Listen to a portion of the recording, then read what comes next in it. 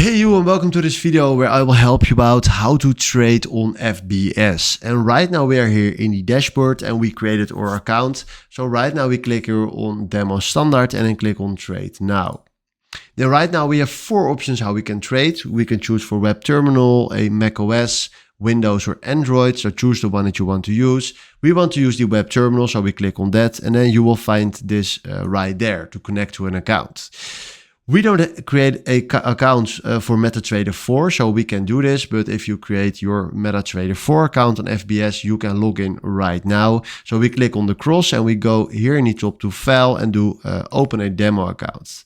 Then we fill in right here our first name or second name, and then right there we click here on I agree with the terms of conditions for opening an account. Then we do next, and now you will find here your login, your password and your investor password right there, and then we do complete, and now we are just in. So now we can start trading.